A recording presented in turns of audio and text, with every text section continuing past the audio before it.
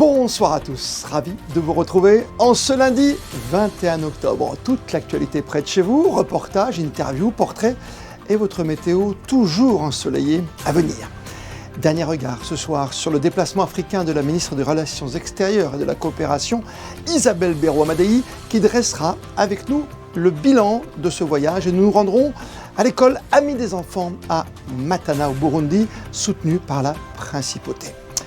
La réouverture très attendue de la piscine Saint-Charles, c'était ce matin. L'éblouissant concert de Nathalie Stutzmann, venue diriger l'Orchestre Philharmonique de Monaco, qu'elle a eu plaisir à retrouver, c'était hier soir. Et puis en sport, en football, veille de match pour Monaco en Ligue des Champions. Les tout derniers échos avant ce troisième rendez-vous européen avec l'entraîneur Adi Hutter. Suite et fin de notre série de reportages consacrée à la visite officielle de la ministre des Relations extérieures et de la coopération, Isabelle Béro-Amadei au Burundi. Focus ce soir sur l'école Amis des enfants portée par l'association FVS. C'est un projet que le gouvernement princier a vu naître et qui vient de célébrer ses 10 ans d'existence. Le reportage sur place d'Émilie Rousseau et d'Olivier Bonello.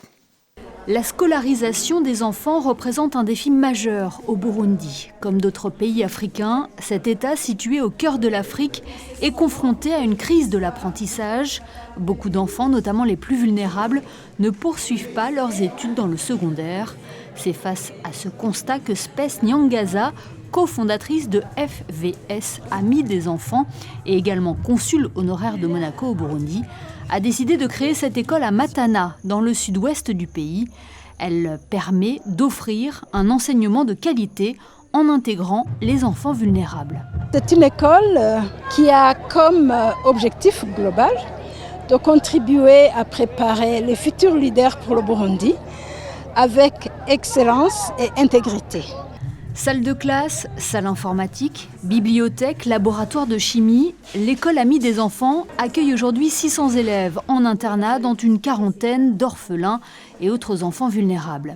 Elle peut bénéficier depuis sa création du soutien direct du gouvernement princier qui a décidé de renouveler son engagement pour une durée de 3 ans. Ce qu'on soutient plus particulièrement ici, ce sont en fait les orphelins et enfants vulnérables. C'est ça qui nous intéresse dans tout ce qui est bien sûr éducation inclusive. Et puis aussi on a participé au long des années à la mise à niveau des bâtiments, bien entendu, faire en sorte qu'ils soient peut-être plus écologiques. On a fait de l'accompagnement pédagogique. On essaye d'être là et d'écouter les besoins. Mais encore une fois, à chaque fois, je veux revenir sur le fait que on soutient aussi et surtout les orphelins et enfants vulnérables. Et en fait, ce qu'on fait depuis maintenant quelques années, puisqu'il y a déjà les premiers lauréats, comme on les appelle, c'est qu'on continue à les soutenir quand ils rentrent dans la vie étudiante. Et ça, je pense qu'une telle loyauté, une telle fidélité, je pense que c'est assez unique.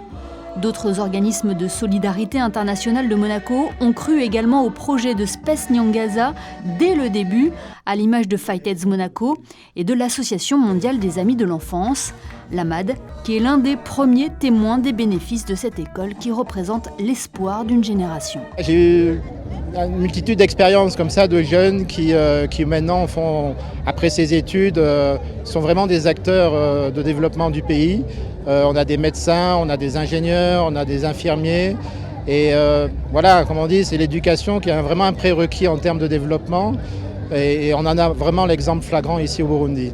Depuis 2014, 300 élèves sont ressortis diplômés de l'école Amis des enfants, dont 27 orphelins ou jeunes vulnérables. Est-elle un symbole ? La célébration des 10 ans de l'établissement coïncidait cette année avec la remise des certificats aux lauréats de la 5e promotion, baptisée les Dynamiques. La fin d'un cycle pour ces élèves, mais pas des études, car nombreux d'entre eux aspirent à des études supérieures.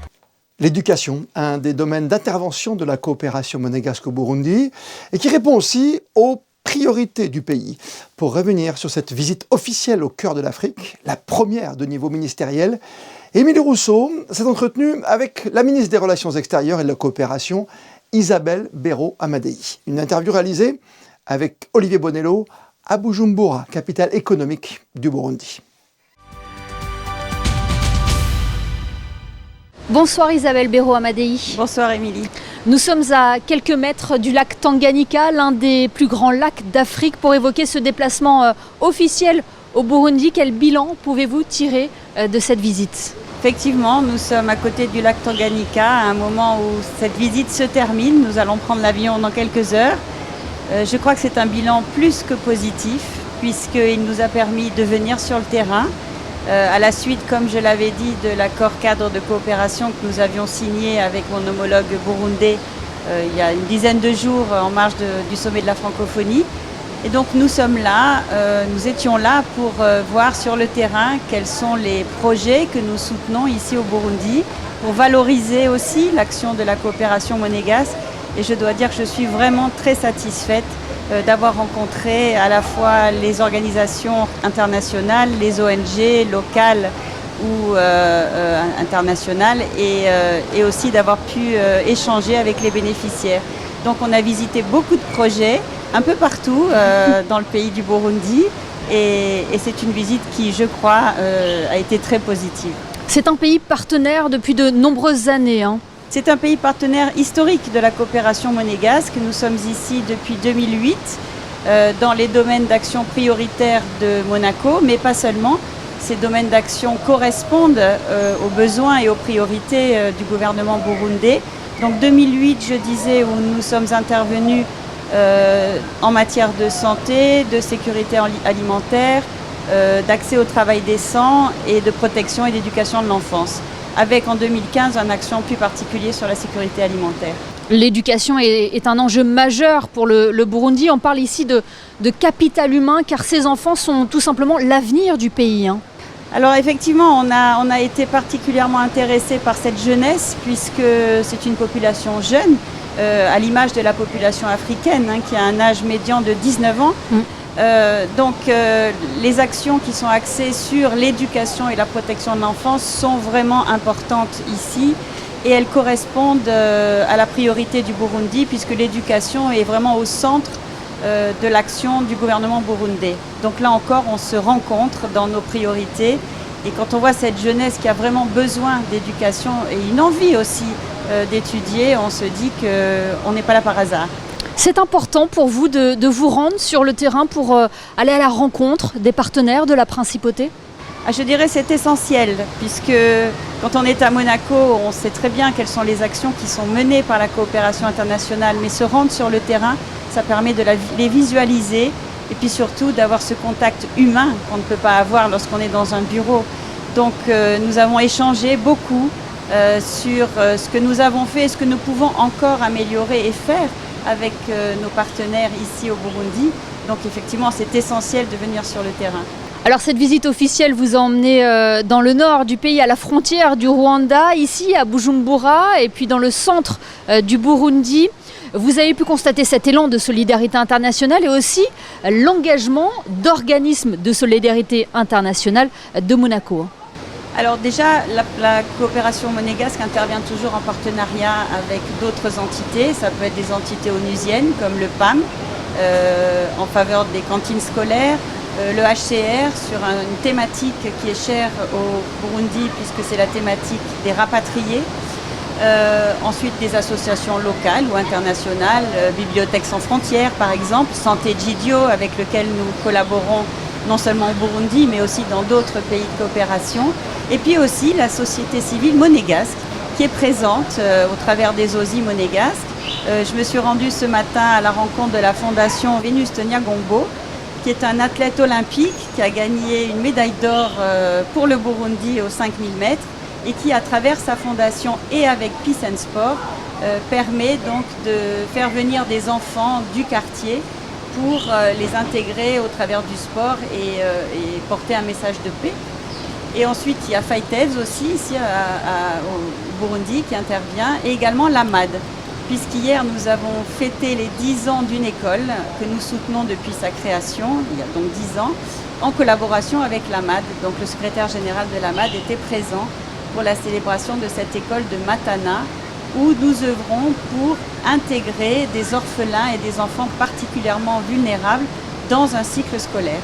En conclusion, Isabelle Béraud-Amadei, quelle image garderez-vous de cette visite officielle, votre première visite ici dans ce pays? Écoutez, je crois que c'est l'image que je garde toujours lorsque je me rends sur le terrain avec la coopération monégasque. c'est le sourire sur le visage des bénéficiaires, ces femmes, ces enfants que l'on aide. Et je crois que c'est ça que j'emporterai avec moi aussi au Burundi. C'est la preuve du succès des programmes soutenus par le gouvernement princier ? Oui, je crois, c'est la preuve de ce succès, mais ce succès, il se fait aussi grâce à des équipes. Et vous me permettrez, Émilie, de saluer aussi le rôle évidemment des équipes de la coopération. Ici, Julien Siri, Bénédicte Schulz, la directrice de la coopération, qui nous a accompagnés cette semaine. Et puis aussi le rôle essentiel de notre consul honoraire, SPES, qui est également à la tête d'une organisation ici en faveur de la protection de l'enfance, FVS, Amis de l'enfant, et également rôle essentiel de notre coordinateur pays, puisque depuis le mois de juin cette année, nous avons un coordinateur pays qui s'appelle Joseph et qui est là pour valoriser aussi les actions de la coopération, pour superviser les projets. Joseph est quelqu'un qui a une expérience extraordinaire dans le domaine de l'humanitaire et qui nous aide beaucoup. Donc je voudrais aussi leur rendre hommage à tous. Oui, des liens essentiels. Merci Isabelle Béraud-Amadei et merci de nous avoir permis de suivre cette visite officielle à vos côtés au Burundi. Et merci à vous aussi, Émilie et Olivier, qui nous avaient accompagnés toute cette semaine avec grand plaisir. Et cet entretien est à retrouver quand vous le souhaitez sur notre site Monaco Info et sur vos plateformes préférées. Les sports, toujours invaincus cette saison, Monaco retrouve ce mardi la Ligue des champions de football. Match à la maison, 18h45 face à l'Étoile Rouge de Belgrade. Après le soporifique match nul 0-0 de vendredi dernier face à Lille, Monaco va tenter de retrouver sa belle efficacité en passant cette fois par la scène européenne. Les mots du coach, l'entraîneur Adi Hutter. What I'm really happy is that our team makes a development also to work for defensive. We paid a lot of attention in the preseason because this was a big topic for us. I can remember when you asked me a lot, you conceded so many goals. What can you do as a coach? So we did it well. Now we search a little bit the needle in the stack because after 23 games, we had 2 times what we didn't score. It was a 0-0 at home against Paris and a 0-0 last weekend against Lille. These are 2 Champions League teams, so we have to be careful. We are not satisfied at the moment with our offensive part. We can do it better for sure. We can improve. We should to improve. But also, as a coach, I see the big picture, and for this, with our development, I'm really happy. But tomorrow can be a really a big game for us, a key game for us. When you win this game, it's prognostic, can I say? Maybe in the championship competition, about 10 points. Maybe you are qualified for the next round in Champions League. But tomorrow, our focus is completely for our next opponent tomorrow, Red Star Beograd. It's a big game also for us and also for Beograd. They have 2 defeats. They have also win tomorrow in Monaco when they want to come in the next round. So it's a tough game. It's an interesting game, and I see some advantages for us, but we have to bring a really good performance on the pitch.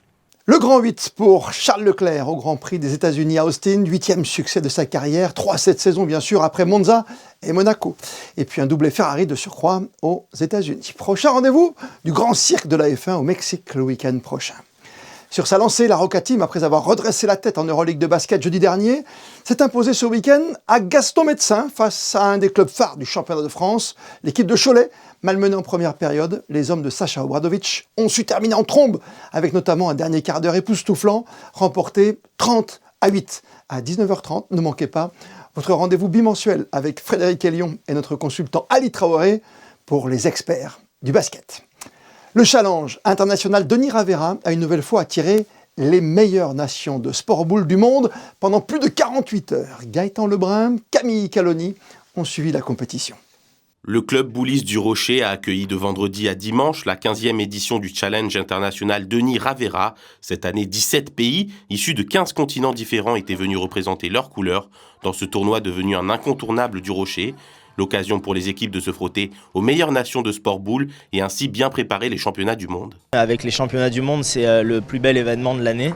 Donc c'est pour ça qu'on arrive à attirer des pays qui viennent de très très loin pour seulement 2 jours et demi de compétition. Et c'est un événement qui est inscrit au calendrier international de la fédération de sport boule et qui aujourd'hui est considéré par les délégations comme un vrai concurrent des championnats du monde. Et ça avait été impulsé à l'époque par Denis Ravera qui fait honneur au tournoi en associant son nom à ce tournoi pour honorer sa mémoire. Et voilà, chaque année c'est une belle organisation avec beaucoup de bénévoles qui en préparent plusieurs mois à l'avance et les nations sont toujours enchantées de leur séjour en principauté et on a un très bon niveau sportif aussi puisque avant tout ils viennent pour concourir et on a les meilleures nations qui sont présentes chaque année. Le tournoi a accueilli cette année 3 catégories, les moins de 15 ans, les moins de 18 et les féminines, qui se sont départagées à travers 3 épreuves différentes, la doublette, le tir de précision et le tir en relais. Et à la fin, c'est la France qui a remporté cette 15e édition en terminant premier au classement général. Donc dans cette 15e édition, on a pris 5 titres sur les 9 possibles, donc c'est bien, on est à la majorité, donc on sera première nation de ce tournoi comme ça fait 3 ou 4 ans déjà. Et donc avec une grande satisfaction pour les épreuves en doublette, puisqu'on a gagné les 3 titres dans les 3 catégories, ce qui arrive très rarement de truster dans une même catégorie. Et puis après, donc une victoire en tir de précision et une victoire en tir en relais. On aurait pu en avoir une de plus dans chacune des catégories parce qu'on avait les moyens de mieux figurer. Mais bon, c'est déjà une belle performance avec de jeunes joueurs, surtout pour les U15 qui débutaient leur carrière internationale. Un petit peu déçu pour nos jeunes U18, parce que c'est 2 qui vont au championnat du monde. Donc ils ont gagné la doublette, c'est bien, parce qu'ils jouent ensemble pour le championnat du monde à Porto Rico en fin d'année. Et en relais, je pense qu'ils auraient pu s'imposer. Voilà. Mais une belle performance dans l'ensemble de toute l'équipe de France qui s'est bien comportée et ça donne de l'expérience à tous ces joueurs. Vous l'aurez compris, pour les passionnés de sport boule, le prochain grand rendez-vous, les championnats du monde, ce sera en décembre à Porto Rico. Après plusieurs mois de travaux, la piscine Saint-Charles a ouvert enfin ses portes à nouveau. Les nageurs vont pouvoir bénéficier d'une infrastructure toute neuve, mais aussi de nouvelles activités. On vous dit tout dans ce reportage signé Alban Gingembre et Camille Caloni. Les nageurs de la piscine Saint-Charles peuvent à nouveau venir barboter et c'est un environnement refait à neuf qui les attend. Après plusieurs mois de travaux, la rénovation est enfin terminée. Quelques améliorations tant au niveau des carrelages que des vestiaires. On peut accueillir très convenablement nos clients. Il y a aussi toute la partie caisse qui a été rénovée. Il y a aussi tout ce qui est casier, vestiaire. Et donc c'est surtout ça qui a été rénové. Ensuite, on a fait un petit peu de déco dans le bassin. Vous voyez qu'aujourd'hui c'est très clair. Et surprise pour cette réouverture, en plus des diverses activités proposées dans le bassin, natation prénatale, aquagym, aquabike et autres, l'équipe propose 2 nouveautés. L'Aqua Power Plus, en fait c'est un dérivé d'un crossfit aquatique. Donc on est sur 45 minutes au niveau de la séance. Et nous allons avoir 3 exercices au sol et 3 dans l'eau. La deuxième activité s'appelle Aqua Mermaid. On commence à 6-7 ans et nous, on va leur mettre des queues de sirène. Et pendant 45 minutes, je les plonge vraiment dans un monde imaginaire en décorant tout le fond du bassin. Et voilà, donc c'est très sympa. À noter qu'une nouvelle phase de travaux est prévue l'an prochain dans une démarche d'optimisation énergétique du bâtiment. C'est officiel, vous pourrez désormais utiliser tous les accents de la langue monégasque sur vos supports numériques. Vous le savez, il était parfois très compliqué d'écrire en monégasque sur les interfaces web à cause de ces accents qui n'existaient dans aucune autre langue latine. C'est désormais de l'histoire ancienne. En effet, le Comité national des traditions monégasques, en collaboration avec le Centre scientifique de Monaco, a dévoilé une toute nouvelle police de caractères appelée monégasque, destinée à pallier ces problématiques, mais surtout à préserver et promouvoir la langue traditionnelle monégasque. Le détail dans ce reportage de Paolo Semoa et Lionel Bernardi. Dans ce cours de monégasque, fini les longs raccourcis sur le clavier. Aujourd'hui, c'est une autre ère grâce à la toute nouvelle police de caractère monégasque. Cette nouvelle police, elle a été donc créée pour pouvoir écrire les accents toniques qui sont le principal écriture de monégasque et surtout support, parce que maintenant effectivement que le support c'est Internet. Créée conjointement par le Comité national des traditions monégasques et le Centre scientifique de Monaco, la création de la police est plutôt anecdotique. C'est par le centre scientifique, monsieur le professeur allemand qui est le directeur, qui a rencontré un problème justement avec madame Leporati, parce qu'il voulait simultanément traduire sur son site des textes en monégasque Et c'était impossible parce que la police n'existait pas. Alors il fallait faire un PDF, il fallait faire plusieurs choses pour que ça marche. Donc avec la personne qui s'occupe de son site, il en a parlé, et on a trouvé une personne, un designer de police, qui nous a fait cette police qui s'appelle Monégasque et qui est téléchargeable sur le site du Comité national des traditions monégasques. Et parmi ceux qui ont voulu la tester, il y a Claude. Il prend des cours depuis plusieurs années et a justement tenté d'installer le nouvel outil, en vain. Je n'ai pas eu l'occasion de la tester, je l'ai juste enregistré sur mon ordinateur et j'ai quand même quelques problèmes pour l'employer. Donc il va me falloir quelques explications par quelqu'un de plus performant que moi. Pas de panique, si comme Claude vous rencontrez aussi des difficultés, vous pouvez vous rendre à la Maison du Numérique pour obtenir de l'aide. Et pour rappel, la police de caractère est téléchargeable sur le site du Comité national des traditions monégasques. Considérée comme l'une des meilleures chefs d'orchestre au monde, Nathalie Stutzmann est venue hier diriger l'Orchestre Philharmonique de Monte-Carlo, qu'elle connaît bien. Elle avait débuté sa carrière à l'occasion d'un tout premier opéra que lui avait confié à l'époque Jean-Louis Grinda. Elle était accompagnée hier au chœur de l'Auditorium Régnier III du soliste Xavier de Maistre et de sa harpe. José Sacré a suivi pour vous ce concert.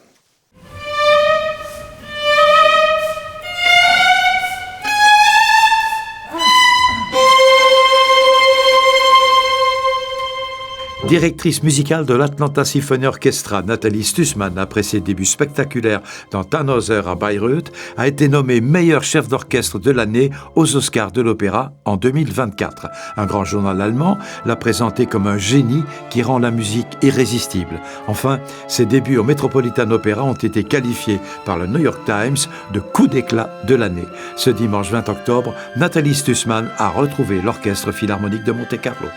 Oui, j'adore cet orchestre et je reviens toujours fidèlement parce que je trouve que c'est un orchestre qui a du cœur.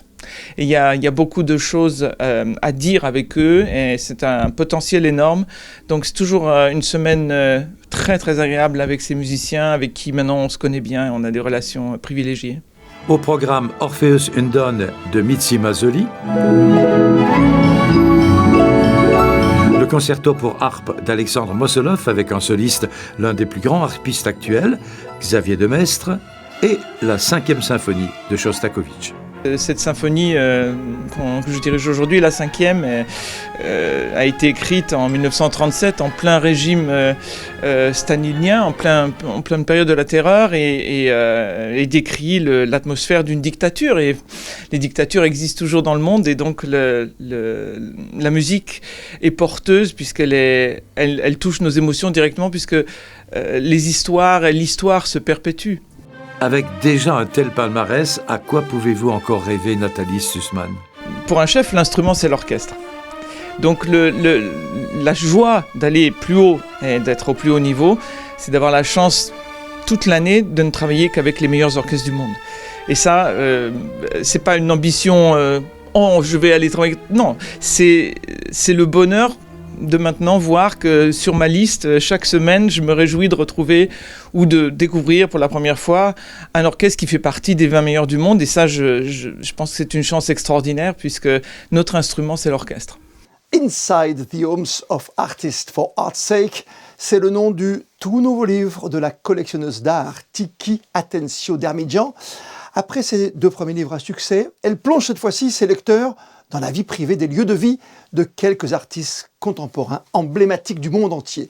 C'est une véritable immersion dans leurs environnements personnels, guidés par les mots de la collectionneuse et appuyés par les images du photographe Jean-François Josso. Et pour comprendre au mieux sa démarche, Paola Semeoa et Camille Caloni sont allés à sa rencontre, rien que pour vous. C'est un portrait que j'ai voulu faire des artistes dans leur maison.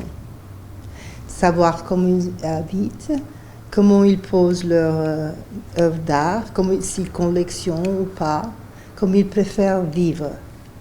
Et c'était un peu la recherche de leur esprit, comme ils sont vraiment. Et la meilleure façon, c'est d'aller dans leur demeure. J'ai pris 24 artistes, tous amis, soit parce que je les collectionne ou parce qu'ils sont amis. Et j'ai voulu aussi que ça soit bien international, bien global. Et j'ai des artistes depuis South Africa, jusqu'à Europe, en passant par l'Amérique latine, par l'Inde et par Cuba même. Donc c'était très global. Pour moi, c'était très important de découvrir tout ça et le faire dans un livre pour que les gens puissent avoir le privilège de rentrer dans la maison des artistes. Comme moi, j'ai eu le privilège de pouvoir... pas tout le monde peut accéder, pas tout le monde est invité à leur intérieur, à la vie privée. Et j'ai voulu montrer ça. Vous pourrez désormais retrouver son livre en ligne sur Rizzoli et Amazon ou encore dans les boutiques Sarina de Monaco. Ceux qui font Monaco, votre rendez-vous habituel avec Christinda Petit-Homel qui s'est arrêtée dans une de vos boulangeries préférées en sortant du marché de la Condamine. Et oui, aujourd'hui, nous nous retrouvons dans le quartier historique de la Condamine pour parler d'une institution qui s'est installée ici en 1957. Elle a été élue meilleure boulangerie de Monaco il y a quelques années de cela. Nous parlons bien sûr de l'Épidore.